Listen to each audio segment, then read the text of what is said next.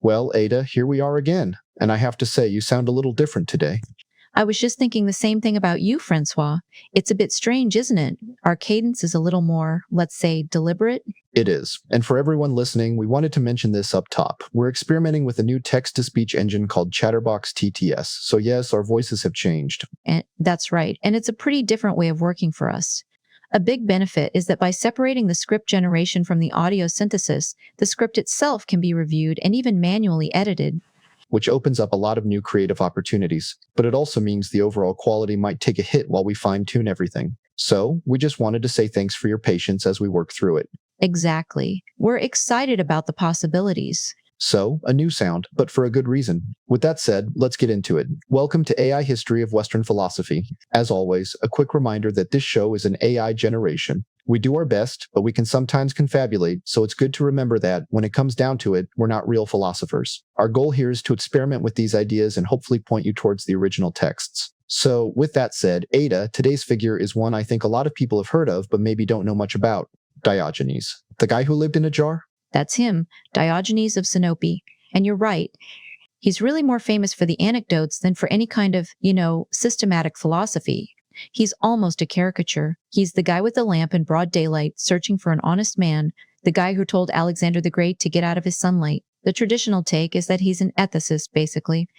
His cynicism is seen as this program of radical self-sufficiency, of rejecting social conventions to live a life according to nature. Right, sort of the ultimate nonconformist. Live simply, question authority, don't get caught up in material possessions. It sounds straightforward enough. Exactly. And that reading isn't wrong, but I feel it's incomplete. It's too tidy. It sanitizes him, It makes him a respectable figure of dissent, but it doesn't really account for the sheer, profound weirdness of his actions.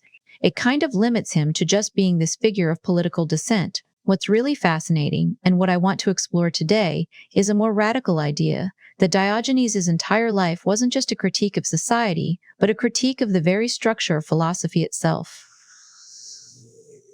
Okay, that sounds like a much bigger claim. How so? A critique of philosophy itself? That's certainly a lot for a guy living in a jar. Well, the argument is that you can see Diogenes as a kind of living, breathing example of a concept from a much more recent French thinker, François Laruelle. Laruelle talks about non-philosophy, and he has this figure he calls the ordinary man.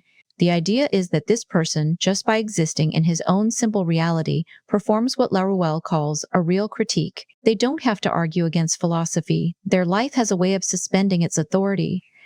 So, if I'm getting this right, you're saying Diogenes' life in that ceramic jar wasn't just a statement about rejecting luxury, it was an act that called the whole philosophical enterprise into question? That's the core of it, yes. His life was the argument. He presented a reality so direct, so imminent, that the big abstract systems of his day, like Plato's idealism, couldn't really touch it. His existence was a challenge to the idea that philosophy's concepts are enough to grasp the whole of reality.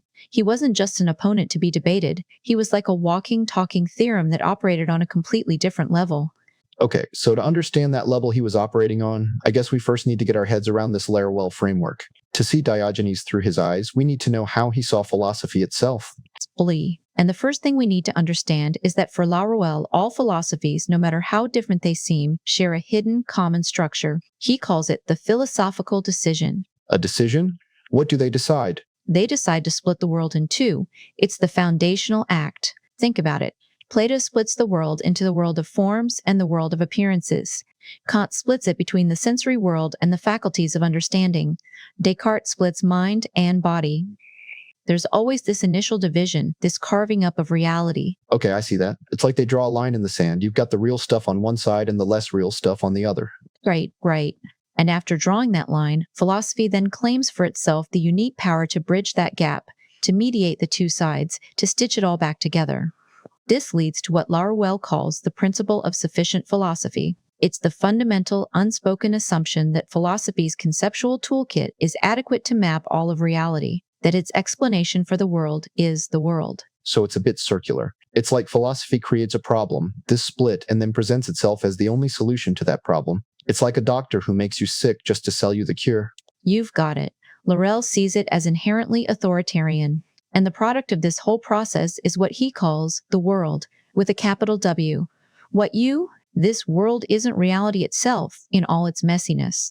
It's a philosophically structured, cleaned up, coherent version of reality, and he calls this the unitary illusion. The unitary illusion. I like that. So philosophy promises us the truth, but it's really just a picture of the truth that it painted itself. Precisely, and it mistakes the painting for the territory. For Laurel, this isn't just an academic error, it has a totalitarian spirits to it. The impulse to force everything into one unified system of thought is, for him, very similar to the way political powers try to force all of society into one unified, manageable order. So if philosophy creates this cleaned up artificial world, what's the alternative? What's the thing it's covering up? For Laurel, the alternative is something he calls the real. Sometimes he calls it the one. And it's really important not to confuse this with, say, the ones from Neoplatonism. That was this transcendent thing that everything flowed down from, a kind of divine hierarchical source. Laurel's one is the opposite. It's radically immanent. Immanent, meaning it's right here, not in some other higher reality. It's not God or some cosmic force, it's just what is. Exactly. It's indivisible, it's autonomous, and it precedes the philosophical decision to split everything up. The core idea is that this real is completely indifferent to philosophy. It's foreclosed to it. Because philosophy's entire method is to split and then synthesize, it fundamentally can't grasp something that is axiomatically whole and unsplit to begin with. So philosophy is like a tool that's just the wrong shape for the job. It's a net made for catching fish, trying to catch the water itself. It just passes right through. That's a great way to put it. The real, for Laruelle, determines in the last instance. It affects thought, but thought has no effect on it. He calls this a unilateral duality. From our side of the fence, it looks like there are two things, thought and the real. But from the perspective of the real, there's only itself, the one. It's a one-way street then. So all that thinking, all those debates from the real's perspective, they're just noise? It is, and this is the radical part. From the perspective of this radically immanent real, all the grand debates in the history of philosophy are basically irrelevant. Idealism, materialism, deconstruction, they're all just different ways of making that same initial philosophical decision.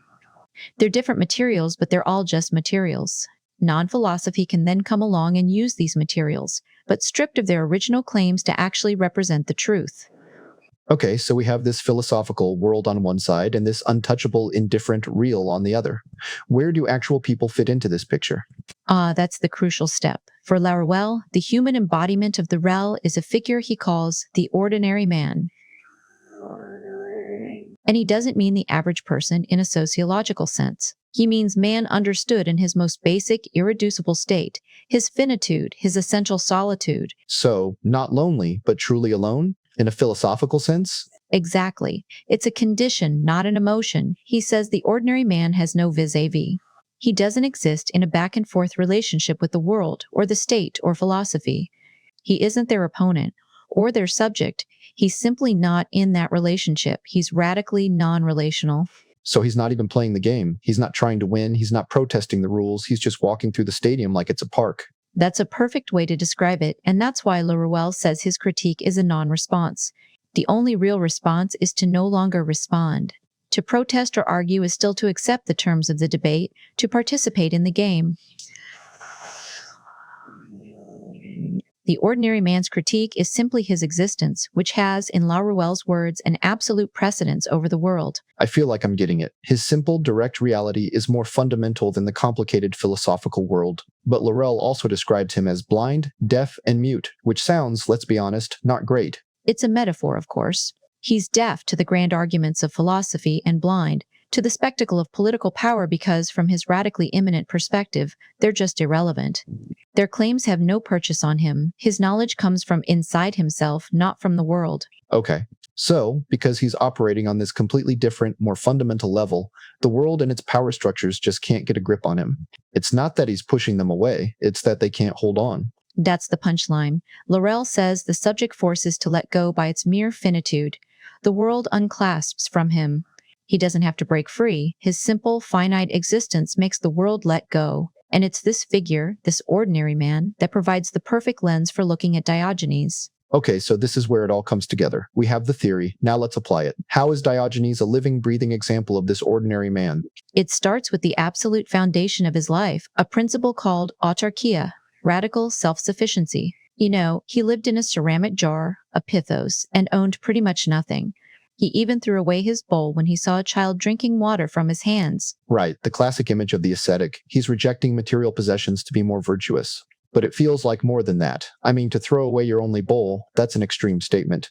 Yes, that's the standard reading, but in this Laruellian view, it's more fundamental than that. His self-sufficiency isn't the goal of his philosophy, it's the practical enactment of his starting point. He's living the condition of the ordinary man who has no vices avi. So by needing nothing, he's making himself non-relational to the society around him. He's cutting all the strings. Quite concisely. Precisely. His systematic stripping away of needs and possessions is a performance of that absolute precedence over the world. That Pythos he lived in wasn't just a house. It was a symbol of his complete detachment from the entire social and political order of Athens from the world. He lived inside the city, but he was transcendentally outside of its web of dependencies, jobs, and social customs. He was forcing the world to, what was that phrase, unclasp from him. Exactly. The conventions, the economy, the politics, all the things that define a person's life in society, they lose their grip on a man who needs nothing from them. He's not an argument that he should be free. He performs his freedom by living as if the world's constraints are already meaningless. His asceticism isn't a rejection of the world, so much as it's an affirmation of his own, more primary, reality. Okay, so his whole lifestyle was a performance of this detachment. But what about his more famous and direct confrontations? I'm thinking of the story with Plato and the chicken. You have to admit, it's a great bit of theatrical trolling. Ah, yes. It's one of the best-known anecdotes in all of philosophy, and it's a perfect illustration of this real critique. So, the story goes that Plato, in his academy, had defined man as a featherless biped. A featherless biped. Right, seems a bit basic, doesn't it? But I guess it works, technically. Well, from a Laruellian perspective, it's a perfect example of that philosophical decision. Plato carves up reality with these neat binary concepts, feathered or featherless, biped or quadruped, and synthesizes them into a clean definition. It's elegant. It creates order from chaos. It's the principle of sufficient philosophy in action, the belief that your conceptual formula is enough to capture the essence of the thing. He's created a tidy little label, man, and he's sticking it on a box. Exactly, and Diogenes' response is to not play that game. He doesn't offer a counter-definition, like a rational animal or something.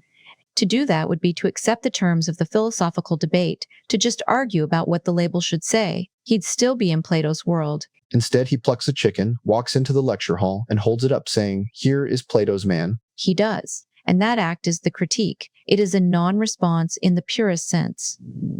The plucked chicken is this raw, pathetic, undeniably real thing that completely exceeds and resists Plato's neat conceptual box. It's the eruption of the messy real into the sterile space of philosophical discussion. So he's not arguing that Plato's definition is wrong, he's showing that it's just silly, that it's insufficient in the face of the actual thing. So what did Plato do? Did he just add with broad nails to his definition? He supposedly did. But that's the beauty of it. Diogenes wasn't trying to get a better definition. He was demonstrating the absurdity of the entire project of trying to define a living thing so neatly. The critique isn't an idea about the real. The critique is the real in the form of this poor, struggling bird. He's exposing the arrogance of philosophy to think it can just define reality into existence, and he does it not with a better argument, but with a piece of reality itself. So he confronted philosophical authority with the chicken, but what about raw political authority? I mean, the story that everyone knows is the one with Alexander the Great. Yes, and it might be the most potent example of all. Laruelle has this concept of unilateral duality, and that encounter is basically a perfect dramatization of it. Okay, so set the scene. You have Alexander, literally the master of the known world, walking up to Diogenes, who's sunbathing next to his jar. Right. So from the perspective of the world which Alexander embodies, the situation is a relationship. It's a duality, the emperor and the beggar, the powerful and the powerless. Alexander initiates this by offering to grant Diogenes any wish. He's trying to pull Diogenes into his system, into his unitary illusion, by establishing a relationship of power and patronage, of exchange, of debt. He's saying, I am the powerful one, you are the powerless one, let me give you something to make this relationship real. Exactly. But from Diogenes' perspective, the perspective of the real, that whole structure is just irrelevant. He has no vis-a-vis. Alexander isn't his emperor, or his opposite, or anything. He is, from Diogenes' perspective, just a thing, an object that happens to be blocking the sun.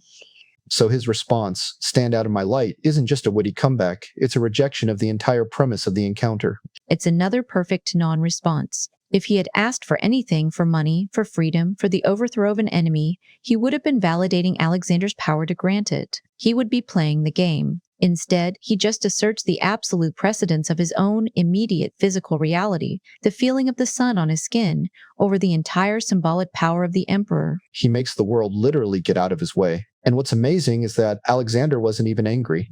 He does. He forces the world to unclasp from him. And Alexander's famous reply, "If I were not Alexander, I would wish to be Diogenes." That's the moment. That's the world, from its absolute peak, acknowledging for a split second that there is a kind of reality, a kind of freedom, that its power cannot touch or grant or even understand.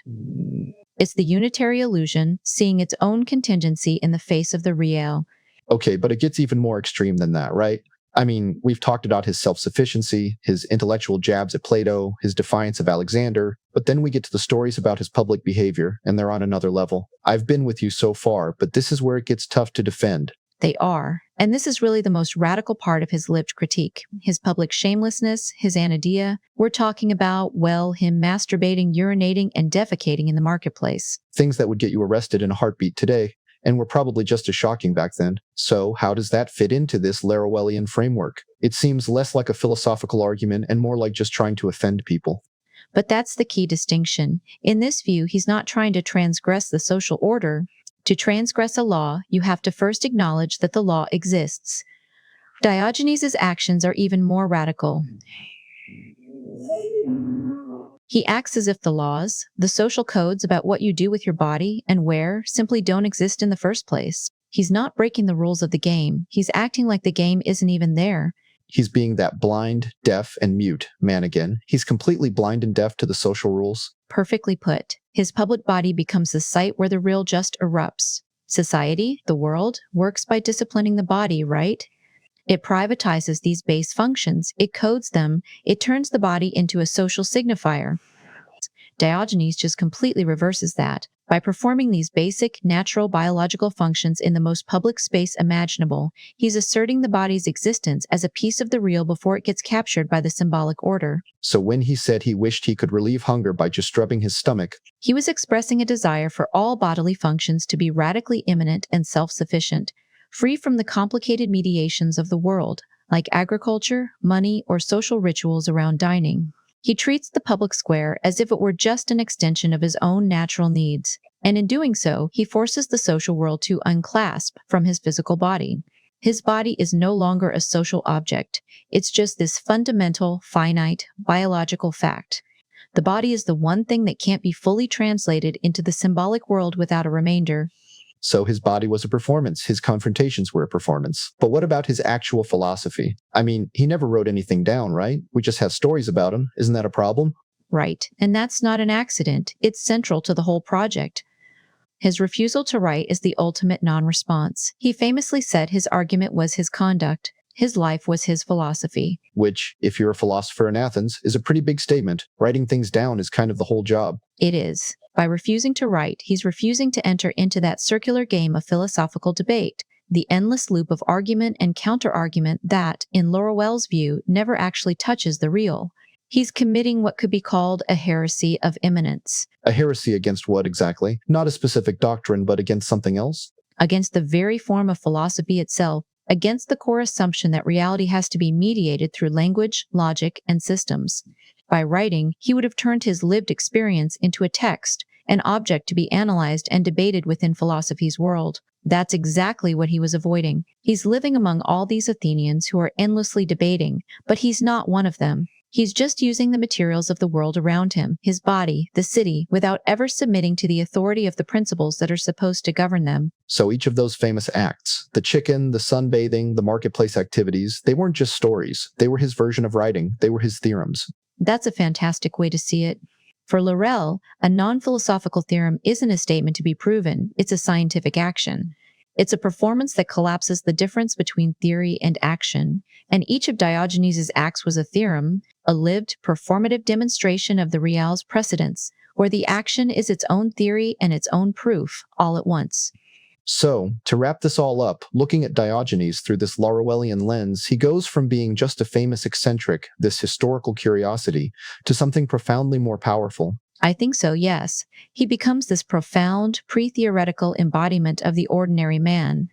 His whole life was a demonstration that the human, in its simple, finite, and sometimes even base reality, is the most powerful critique of all the grand systems, be they philosophical or political.